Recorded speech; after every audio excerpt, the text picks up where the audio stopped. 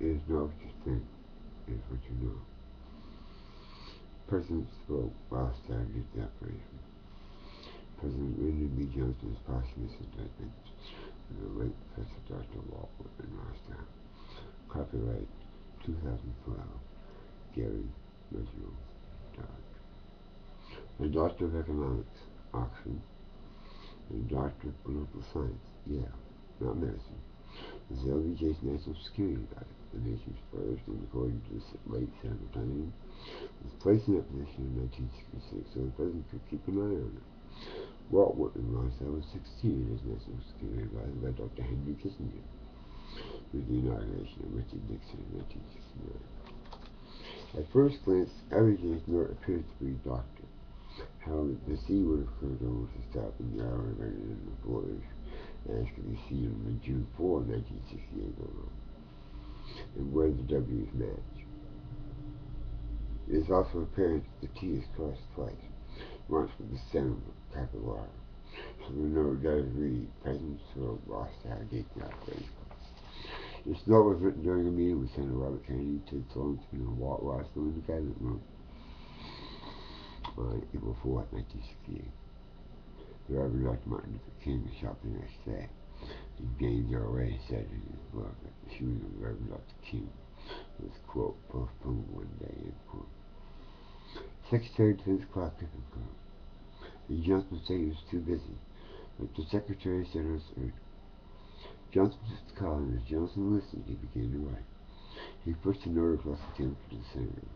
He asked WW to come over and see if he could make it out.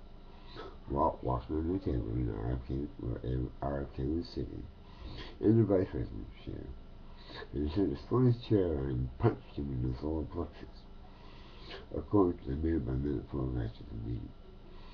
The second document Johnson uses to indict Rostow is an affidavit dated June 4, 1968.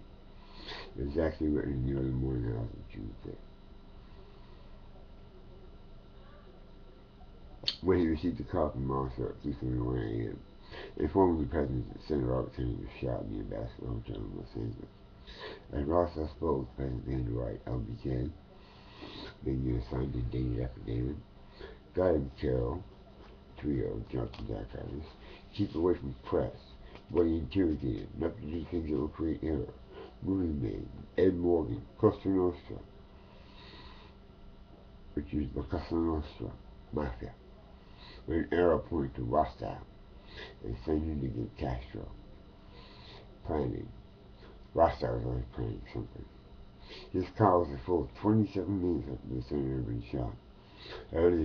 Allegedly by Sirhan, acting alone, who carried an 8-shot pistol. Yes, there were 10 bullets recovered from the RFK in the crime scene.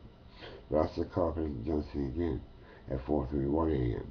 and denied making the second call, though the White House Daily Diary proved otherwise. There's a list of names with Albert Jenner, future Watergate counsel among them, and some of whom would be on the Commission of Distinguished Americans formed to study this terrible phenomenon of violence and assassination. What's a footnote I'll get to. Howard Roby Hughes had written to his aide-de-camp, Robert A. Mayhew, shortly after the senator was shot. It seems to me this particular moment in the historical passage of time may be the very most ideal time to launch our anti-trust campaign. In other words, I can't imagine another time, if we were a year, when public sentiment would be so violently and passionately focused on the need for measures to control crime. Bob, I urge you to contact justice at once. I just don't want you to miss this opportunity of mobilizing this intense feeling. Hughes was not a recluse by choice. He was wanted by Attorney General Robert Kennedy Justice Department for several antitrust violations.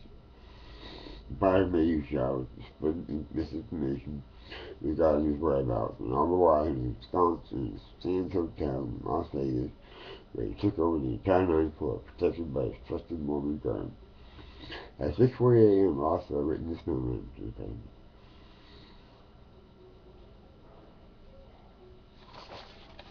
Mr. President, to fill up the time I drafted the attack, obviously what you must say must await the outcome of the operation.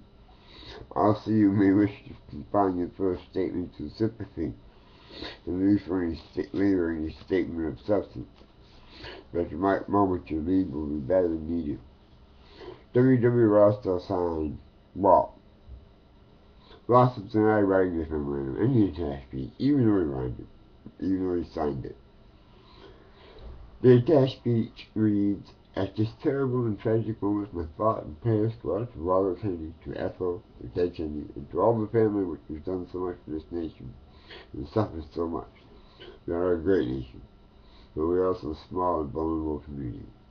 We cannot survive as the country we know and love unless we bring our life back to the path of moderation, of mutual trust and affection, of law and order. Every man and woman in this nation, every institution, private and public, every group must ask itself this question: what can I do?" In Johnson's vernacular, what can we do to end this atmosphere of violence and the acts of violence in our society? This is my duty. It is also yours.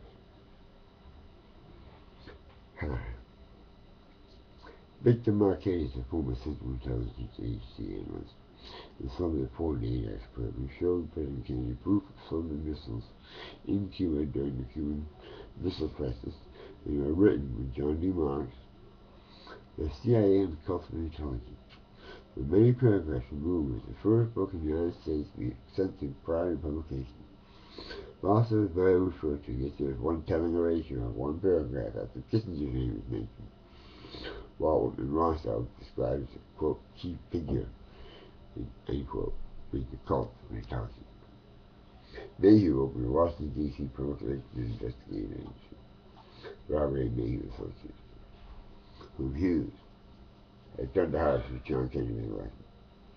Mayhew referred to Attorney General Robert Kennedy's Cuba Study Group found that the CIA Deputy Director of Intelligence, Richard Bissell, and Ow! Ow, ow, ow! I gotta do you wrong.